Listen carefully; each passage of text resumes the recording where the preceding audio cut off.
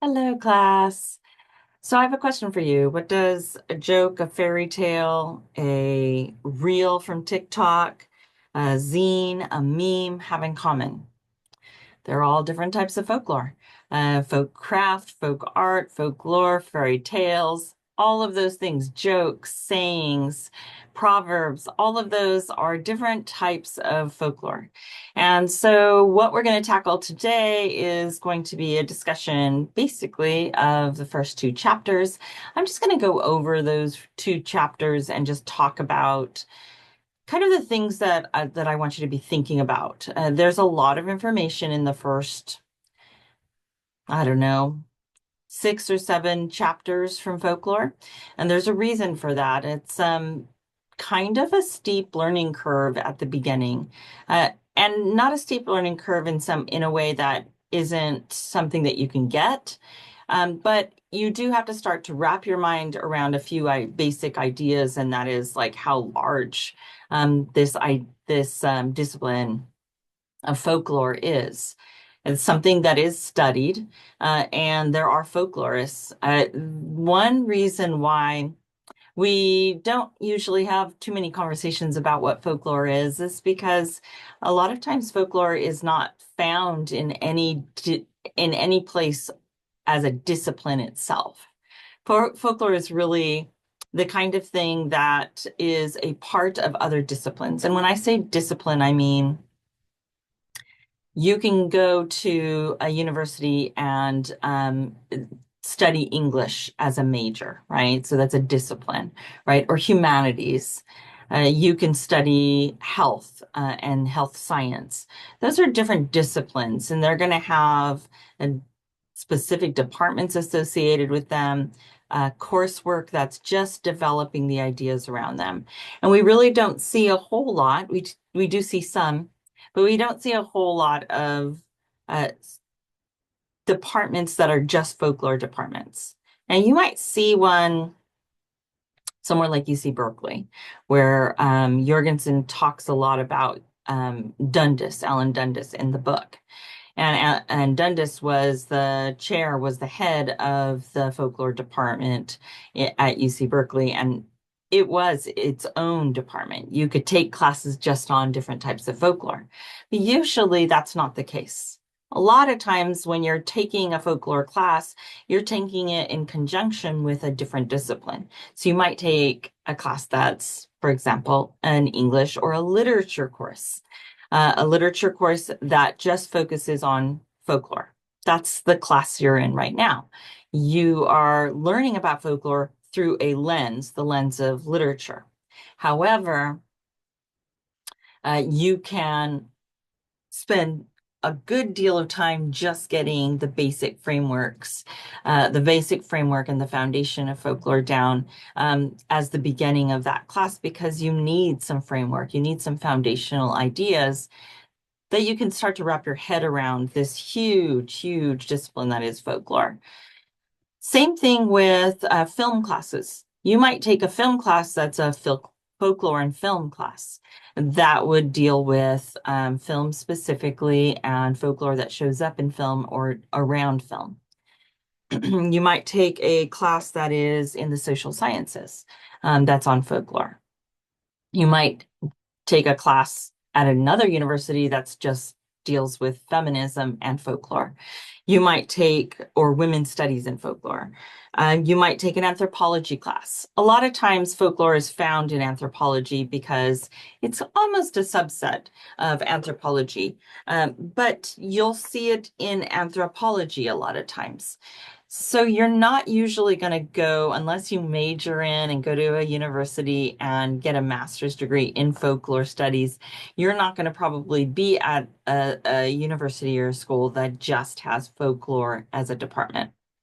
That's not always the case, and most of the time it's not. So what do we do with that information? I think that's a big question that we would start a semester off with talking about. What do we do with the fact that you're learning not only about literature, folk stories, folk tales, fairy tales, fables, myths, etc., without getting this framework for understanding what folklore is in general. And that can lead to a lot of confusion around the ideas and concepts with folklore. One way to start to develop an understanding for how folklore works and what folklore is, where you're just hanging out with your friends, or you might be in another class, and somebody might be interested in the folklore class that you're taking, and they might ask you, "What is folklore?" Or they might say, "Hey, is this fairy tale or is this thing here, is this folklore?" And it can be really, really difficult to answer that question. I think it's difficult even for folklorists sometimes to answer the question, but folklorists do have a set of definitions that really helps, and some really easy rules that we're going to talk about today that will help them and help you to answer that question a little bit more clearly. It's never a cut and dry answer because folklore is people. That's the first tenet of folklore. It's about people. It's about how people deal with social norms, how they tell stories, how they tell jokes, how they communicate with one another, many different ways, right? So it changes, right? And we'll talk about that as well. It changes folklore, the way we think about it. And it's a discipline, so it's constantly changing, and the ideas surrounding it are constantly changing. So we have different modes of talking about folklore that are talked about, that are discussed by contemporaries and people that were studying folklore many, many years ago. So we have some definitions, and I'm going to go over the first basic definition of folklore, because within that definition and in the book Folklore 101, Jorgensen really talks about the definition and breaks up that into smaller definitions that she then explains further. And so I just want to get you guys on board with that. So that's what we're going to do today. We're just going to talk about the definition of folklore. If you don't know it already, it's informally transmitted traditional culture. Informally transmitted traditional culture. That's the definition for folklore. And there's a lot of words in there. It's not the easiest definition to remember, but I will be asking you, and in your quiz already, you've probably seen me ask, what is folklore? What's the definition that Lynn McNeill gives and Jorgensen gives through Lynn McNeill, who was a folklorist? The reason for that is I'd like you to memorize it. I'd like you to know what that is, so that when somebody asks you what folklore is, you can give that definition, and it opens up a conversation. Usually someone will say, "Whoa, that's a interesting definition. What does it mean?" Then you can start a conversation about any one of the words that can be broken down in that definition. And I think that that's why it's a really good working definition, even if it's kind of a long and vague definition or general definition. Folklore can seem really general. One of the rules that Jorgensen brings up in the very beginning is the idea that people have a tendency to think folklore is everything. Folklore is everything, but it is not everything. Folklore is not everything. There are some specific rules and some specific characteristics that make something folklore, and we're going to dive into that a little bit more. So folklore is not everything, but it's a lot of things, and it's ever changing. One of the central tenets of it, transmission, is that it's ever changing, that it's continuing to be transmitted. So we're going to talk about that. So let's get into that by just breaking apart the definition, just the words. Let's start with informally, right? So informal. Informal would be anything that is not associated with an institution. Okay, so informal is something that is not associated with an institution. There are other definitions for the word informal. You might come across informal in your other English classes. You might come across informal in everyday speech. You might come across informal in all of your disciplines. And they're all going to have a slightly different definition because they're specific to whatever you're studying, right? Those definitions are specific to that. For folklorists, the word informal means anything that is not institutionalized. It's not coming from a formalized institution. Well, what are formal institutions? You probably know because you've done the reading. Um, but most institutions we think of ready to go are educational institutions like schools or universities or colleges, private schools, any institution that is organized and has a set of curriculum, things that they study, is considered an institution, right, of education. So education, let's say also kind of institutions that are government institutions, like something like the military, right? That has a very specific set of rules and regulations that are brought down hierarchically, right, through a structure, through authority. This is the way that you do this. For example, I was talking earlier to a student about, you know, saluting somebody. So that would be something that is taught institutionally and through the military. So that's a part of what I want you to think of is like if it's a government institution, if there are laws or regulations that can be written down or are written down somewhere, and if they're teaching something very specific that comes from a book sometimes, then usually we'd think of that as an institution. So um, educational institutions, governmental institutions, religious institutions. So there's a lot of variation with that as well, but typically it's not going to be specifically folklore if it's associated with the rules and regulations of a specific religion, an organized religion. And that we will play with and we'll discuss a little bit more later, but it's an important distinction to make. It can get really confusing. It can get confusing for any institution. Why? Well, let me tell you. You might learn how to um, address somebody formally um, in your church, right? That could be something that's written down in a theological work, and it might be a rule that you have to abide by. So that would make it not necessarily folklore, right? However, if it's if it if it's part of variation and tradition, and it goes outside of the traditional realm or the formal realm or the institutionalized realm, then it may be dipping into folklore, right?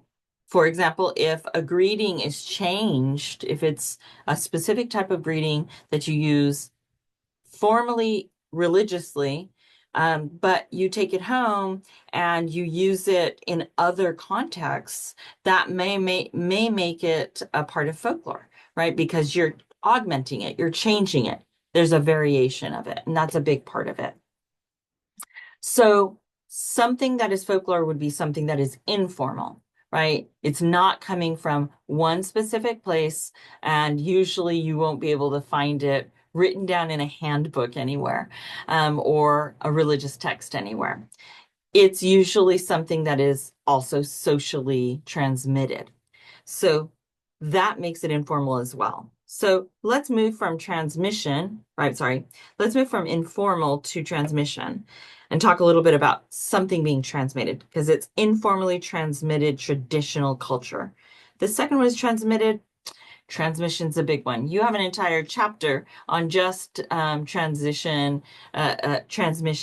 So transmission is when something is transmitted or performed or passed on um, from one human to another. Folklorists, especially Jorgensen, talk about that they really like peer-to-peer or person-to-person transmission. So person-to-person, in-person transmission is how for the past, I don't know, 500,000 years, I don't even know, as long as we've had people, as long as we've had humans and cultures and those kinds of things, we've been transmitting things informally to each other, right? We've been transmitting ideas, concepts, jokes, slurs, proverbs, dichos, little stories, whatever you want to call them. We're transmitting them. Transmission just basically means from one person to another socially. And it doesn't always have to be in person, though I would say a lot of people like to talk about the in-person transmission. But folklore is happening in any human condition, in any way that a human can figure out a way to communicate with another human. It's going to jump into that realm of folklore. Because humans have a million different ways of communicating with each other, and it doesn't just have to be speaking from one person to another. It can be a number of different things. It can be through text message, it can be through email nowadays, right? So many different types. It's also, but it's usually we think of it as like, being transmitted, like a joke would be transmitted from one person to another. Somebody tells a joke to another person. That person goes, ah, that's a great joke. And they go and they tell it to their friend, and maybe they change something. Maybe it's not exactly the same joke. Maybe they don't remember it in the same exact way, but it's very similar to the joke that was told to them. And then that goes on and that goes on. Jurgensen uses the example or of the game telephone, if you've ever played it, where one person tells somebody in their ear an easy to remember little phrase, and then that goes through many different people, and then you hear what happens on the other side. That's transmission. Even the game of telephone, which is what's used, is a type of folklore. Why? Because people have been playing it and talking about it and changing it throughout time. It's not something you formally learn necessarily in a classroom.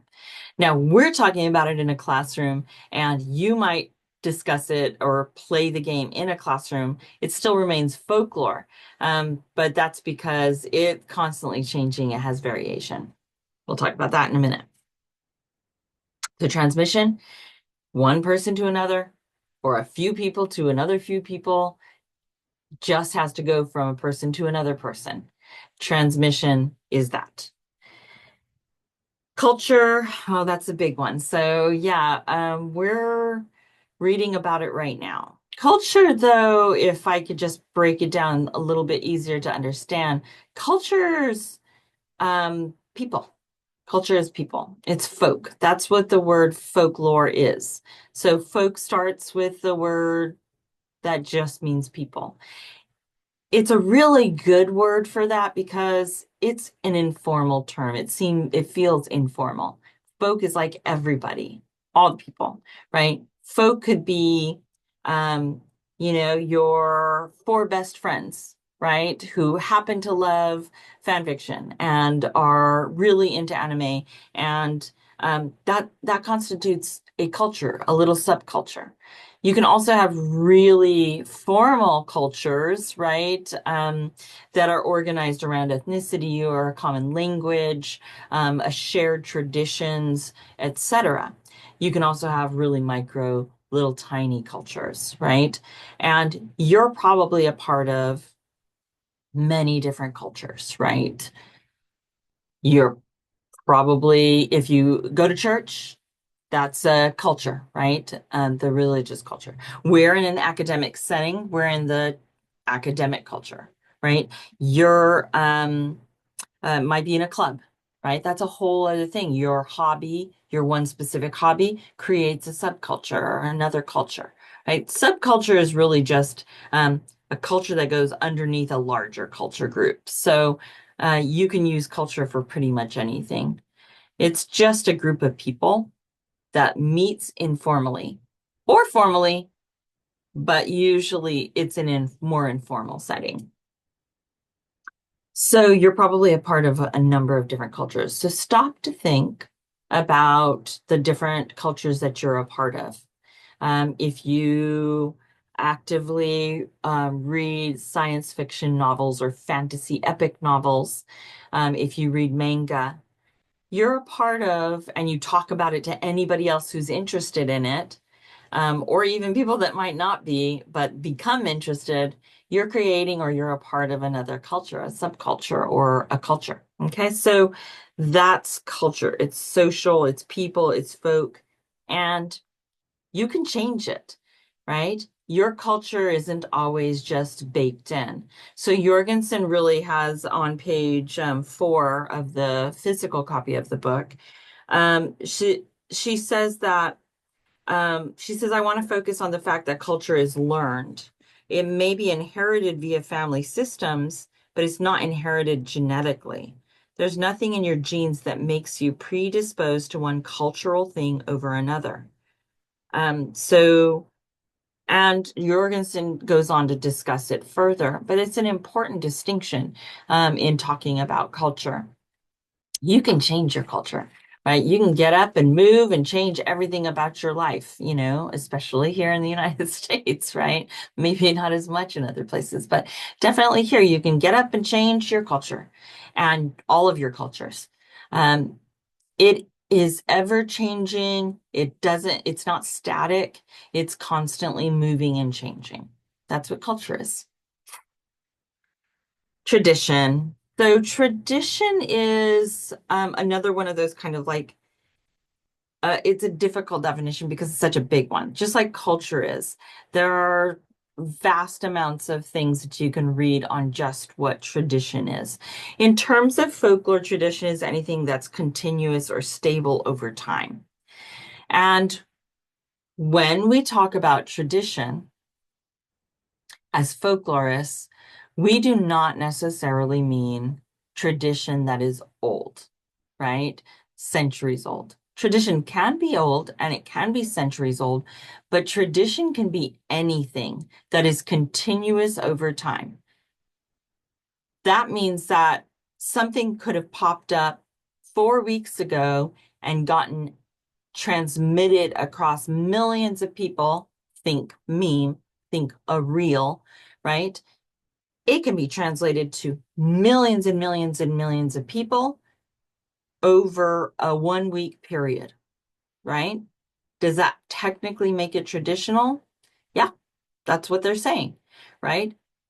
We usually try to look and see if it continues on for a longer period of time, but there isn't really a set in stone actual time that would say this is now folklore and this was.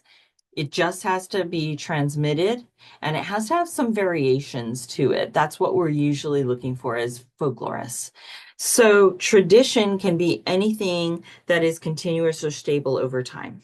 Okay. And when we think tradition, as much as you want to say folklore is old, right? It's old timey, it's historical, it's 100 years ago, 1,000 years ago. It's not necessarily. So it's in fact traditionally, right? So tradition, it's now, right? We are creating new folklore as we speak. Folklore kind of moves with the people. Cultures um, identify things that are popular at the time and trending. That's a big word, right? So popular or trending, and as long as it continues, then it's considered folklore. If it's stopped, it just ceases to be. Nobody talks about it anymore. But there are different things that are discussed that are historical, that are considered folklore, that no longer are really a thing. Um, does that make them folklore or does that not make them? Well, it's still considered folklore because for a segment of time, it was tradition, right? And so that's why tradition and variation are important. And that's why we say folklore is not everything, but it's most things and it's many things. And as long as it's being transmitted, it's informal, so it's not part of an institution. Even if you're in an institution doing it, um, it's still folklore. But if it's institutionalized, then and it's not coming from one specific person, then it's considered folklore. Okay, so that's informal, not part of any institution, transmitted, right, performed or passed on, cultural, right, social, people, folk, and it can change, right? Tradition, anything continuous and stable over time, right? So informally transmitted traditional culture, that's what it is. Uh, that's why those are the kind of the basic tenets of folklore.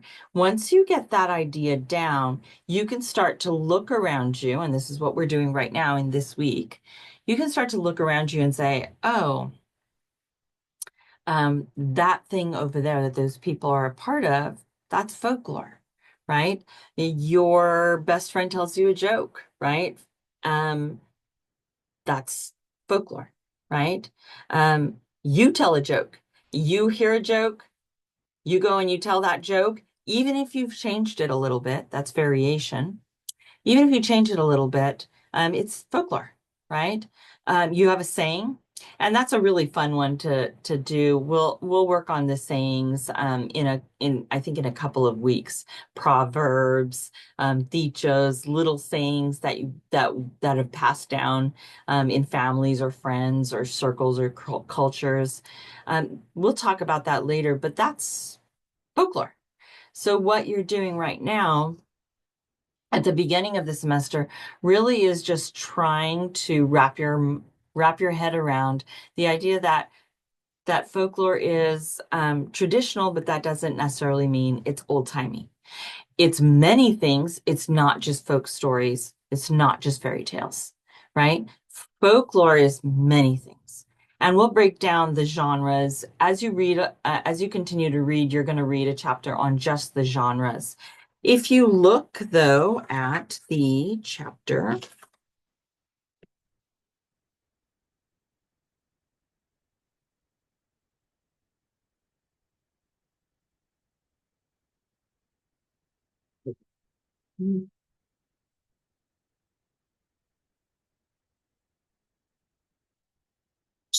page 10 in the introduction chapter, it gives you an entire list of different things that are considered folklore. And it's by no means the end of the list. It continues on and on and on because we are continually creating anything that happens that's new in folklore, any way that we can communicate or transmit some information, something that happened, and it becomes a tradition, and is varied, then it will be considered folklore.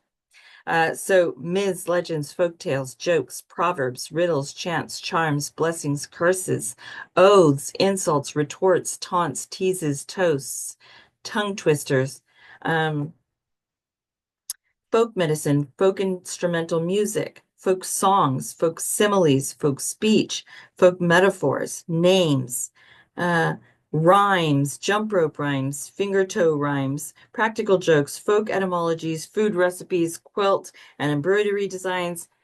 Oh man, folklore is a lot. Okay, so those are just the little parts. So what you're doing now is just gonna start to go around and say, okay, if folklore is informally transmitted traditional culture. How is that how is that folklore? And is it? Well, I can see on this list of what is folklore, but I can also look and see what is traditional and what is variation. So the last thing that I'll talk about is variation, and that is that variation means that it changes. Okay, that there are subtle or large changes to something that we consider folklore. So think about different types of jokes, like knock knock jokes. Okay, knock knock jokes are a type of folklore. They are informally transmitted. They're part of different traditions, right? They're traditional, they're static throughout time. We see it happening all the time. It's still happening. People still tell knock knock jokes. And it's part of different cultures, right? Um, The joke telling culture, for example. Okay, so yes, it's folklore, but a major thing to think about that is the way that it's also transmitted and that it's transmitted a lot of times with variation.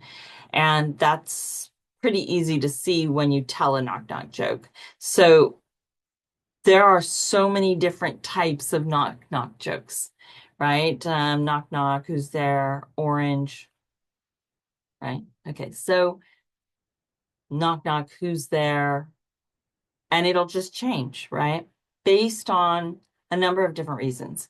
Environment, the people telling it, the culture of the people telling it, what's in style, what's trending, all of those things, popular culture, knock knock jokes will just change. Those minor changes in a knock knock joke create variations. That's just a variation, right? There are different types of it. So a knock knock joke has variation. It's told differently by different people. The joke itself, the wording of the joke changes, but the essence of the joke, the knock knock part of it, is usually this thing that stays continuous throughout. So we know it's a knock knock joke, but it has different variations. Think of other jokes you know. There's all sorts of different formats for telling jokes, right? There's slapstick humor, there's, all sorts, dumb blonde jokes, right? Um, you may not like dumb blonde jokes, right? You may hate them, right? They may make you cringe, but they're folklore nonetheless. It's not really evaluative, but dumb blonde jokes, there's millions of them, right? And they change based on where you are, what time period you're telling the joke in, the context, who you're telling it to. You might change it after you hear it, and you might change it, and maybe it's no longer a dumb blonde joke. Maybe it's a dumb brunette joke. I don't know. It has variations. It changes a little bit of that. Think about stories as well. And we'll get into that in a lot more detail when we start to talk about the different stories. For example, La Llorona. We're going to talk about the story of La Llorona. If you were told La Llorona, you may have been told one variation of La Llorona, but it may change depending on the landscape, the people that are telling it, what's important to them. Little things in that narrative are going to change, and that is variation. For something to be folklore, it has to have variation. We're looking for variation, just like we're looking for tradition. We're looking to see, is it continuously happening? Is it still happening? Did it stop?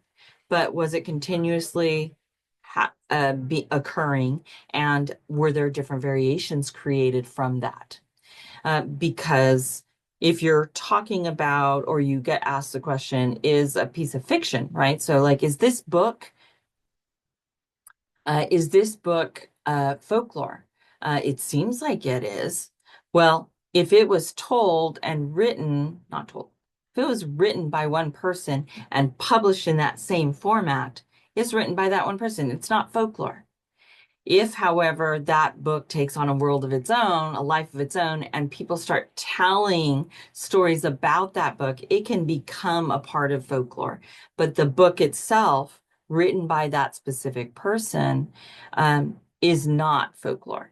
If it's disseminating, if it's just happening by one person, think of one dot with lots of arrows going down from that one dot, then it's not folklore. If it's one dot here and it's told to this person and then told to that person, and then pretty soon you don't even know who wrote it or who told it, then it's probably could be considered folklore if it also has lots of variations and follows the tradition. So those are the major building blocks that we're going to start to work with and really talk about with regard to folklore. And remember, it might be really good for you to just memorize it. Folklore is informally transmitted traditional culture. And that comes directly from Lynn McNeil, who's a folklorist. She was a folklorist that obviously Jorgensen in the book really took a lot of information from Lynn McNeil, who was a pretty important mentor for her.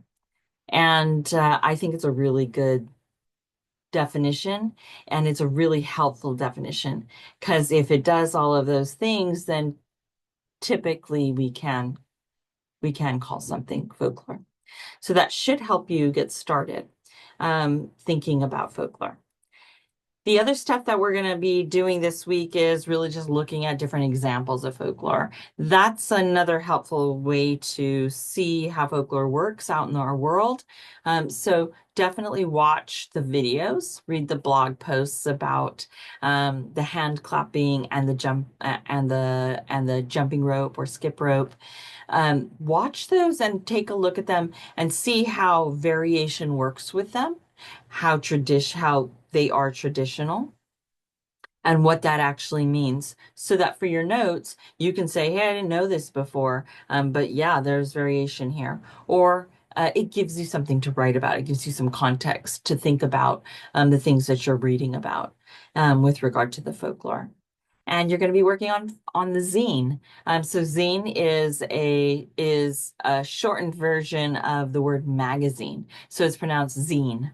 Okay, and a zine is just like a little tiny homemade zine. Okay, that you write whatever you want in it. There's a specific thing that I want you to make your zine out of, and that is it's going to be an instruction, a short zine instruction manual from the list that you are uploading onto the discussion board this week. It's a list of different things that um, are a part of your culture or subcultures, something that you didn't even know you had to really think about, but that is transmitted informally, not from an institution. So there's some really great ones about that people are posting. Um, think about what Jorgensen really talks about in the book, and that is that these examples like how would you, if you weren't from this culture specifically, how would you know the difference between ordering a cheeseburger at a restaurant, a sit-down restaurant, versus ordering a cheeseburger at McDonald's? How would you know that? Well, we learn by observation usually. Sometimes we have to tell somebody else. That's usually those very um, interesting social interactions and observations about our culture, we're just soaking in like sponges when we're young. So we don't even think about most of those things. One of a really good one in there is like, how the tooth fairy works, right? Like, what is a tooth fairy? And not everybody does the tooth fairy, but what would you do? How would you explain? How would you show someone how to do the process of leaving your tooth under a pillow for the fairy to pick up, right? Which is folklore, right? Like the tooth fairy is very typical folklore. How would you do that? Right? So you're gonna just make a small zine, and I'll have a video that will show how I go over making a zine. It should be really simple, and it only takes a piece of white paper, and a pair of scissors and something that you can draw with. You can also feel free to make a collage if you're not comfortable with drawing, put some other images on there, whatever you want to do. The sky's the limit for your zine. Uh, as long as you're taking one of those things from your list and you're explaining how to go through the process of doing that thing, that informal thing that maybe someone wouldn't know if they came from a different culture. You can also think about it like, what if somebody's not even from this world, right? What if they're, a Martian coming down and they have no idea how to order a cheeseburger, but they're starving, they're hungry, and how would you teach someone? How do you What do you do? How do you order a cheeseburger at McDonald's, right? How do you go grocery shopping? Is there a difference between a grocery shopping at Food Max versus Whole Foods, right? Is there all sorts of different things. How do you introduce yourself to someone at a party where you don't know many people, right? How do you lots of different things. How do you go camping? Right. So I've had a student that did a little zine on the rules of camping and like what's socially acceptable for camping. Throw away your trash, don't leave the stuff out at night, those kinds of things. So informal. It can't be something that you would learn in an institution, so at a school or any other formal institution. So those are the things that I wanted to talk about. This went on way longer than I thought it was going to, but I think that these are the basics. I think you got something from the reading, and hopefully I explained something in a little bit more that was a little bit more easy to understand in terms of the readings. Come and see me in my office hours if you have any questions. Have a great rest of the week, and I will talk to you soon. Hopefully I'll see you on Thursday. It's not mandatory. Do not feel obligated to go. But if you want to make a zine and you want me to show you how to do it right there, and you want, I'll bring all the stuff and extra stuff for you to create with, feel free to come and see me this Thursday. All right, I'll talk to you guys later. Have a good day.